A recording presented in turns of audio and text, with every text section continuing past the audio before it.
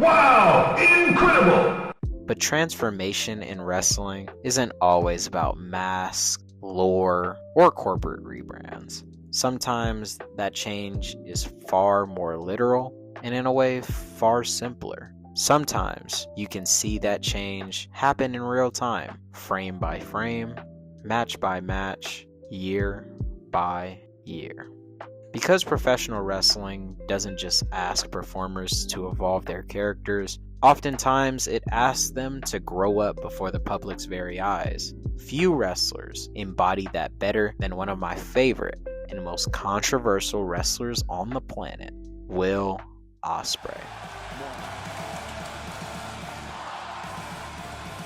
And Ospreay isn't alone in that kind of evolution. Wrestling history is full of performers who've had to physically reinvent themselves just to unlock the next stage of their careers. Drew McIntyre is the most obvious modern example.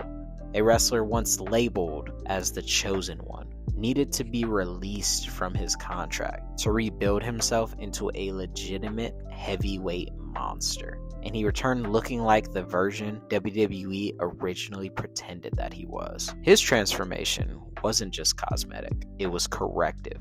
His body finally matched the push he was given. On the opposite end of the spectrum, there are guys like Akira Tozawa. To even get to WWE, he had to do the reverse. He shed massive amount of weight to qualify for the Cruiserweight Classic. That physical sacrifice didn't just get him a tournament match, it earned him a contract, longevity, and now a place in the company for nearly a decade.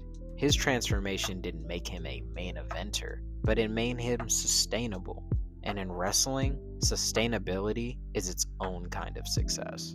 Even Walter gave up his name, cut tons of weight, and maybe a little bit of his morals to become the career-killing Gunther that we see on WWE TV today.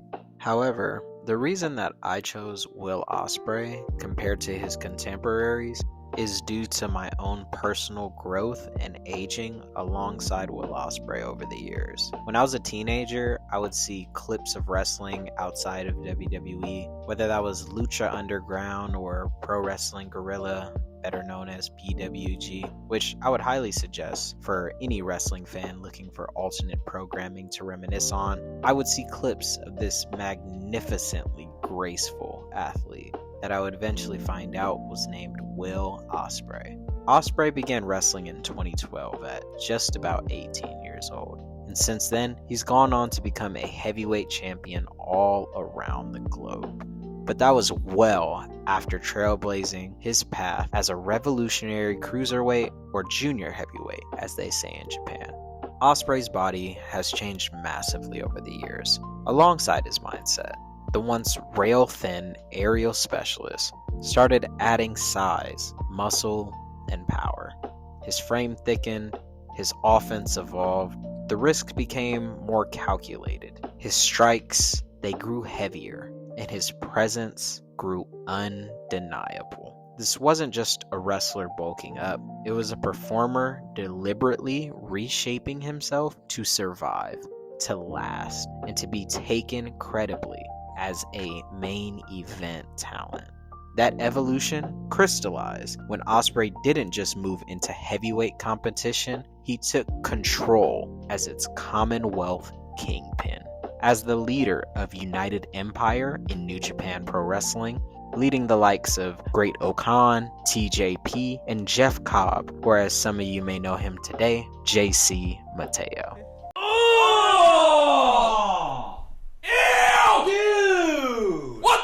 Ospreay stepped into a leadership role there that demanded more than just athletic brilliance. He had to project authority, confidence, and stability. United Empire wasn't built around chaos.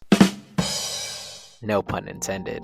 It was built around dominance, discipline, and forward momentum. Ospreay wasn't the loudest leader or the most theatrical or charismatic, but he was a standard bearer in the ring, and nobody could debate that. Heavyweight Ospreay didn't abandon what made him special. He refined it. The aerial offense stayed, but it was grounded in power. Each move felt like it had twice the impact it did prior. His matches slowed just enough to breathe before Ospreay went back into his full sprint. He could stand in the pocket and bang with the best of them. And in early 2020's New Japan, he fought the pinnacle of the wrestling world at the time. Goats like Shingo Takagi, Kazuchika Okada, Kenta, and of course, Kenneth Omega, to name a few. He didn't just survive heavyweight main events, he commanded them, leading to his 2021 IWGP World Heavyweight Championship victory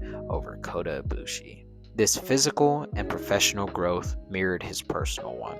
Ospreay wasn't just aging in wrestling years, he was maturing in life. Injuries had forced adaptation. Leadership forced him to grow restraint. And fatherhood added perspective to it all. The reckless prodigy became a deliberate craftsman, and you could feel the shift in the way he carried himself between the ropes. Which brings us to his AEW career thus far. When Will Ospreay arrived as a full-time presence on weekly American television, he didn't feel like a guest or an experiment anymore. He felt inevitable.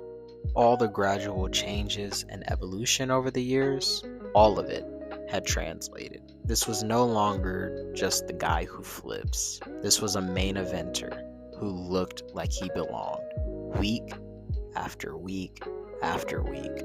In wrestling, some transformations are written by creative teams.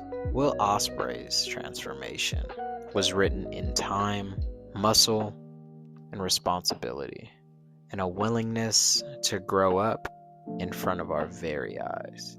And that's the kind of evolution you can't fast track. Thanks for watching. Please like, hype, and comment on the video. Be sure to subscribe. Catch you later. Stay unchained.